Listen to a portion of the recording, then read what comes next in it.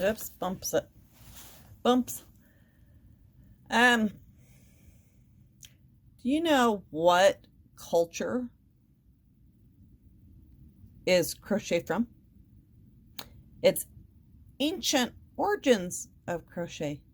Some research shows that crochet originated in Arabia, then spread eastward and westward on Arab trade routes to the Mediterranean lands.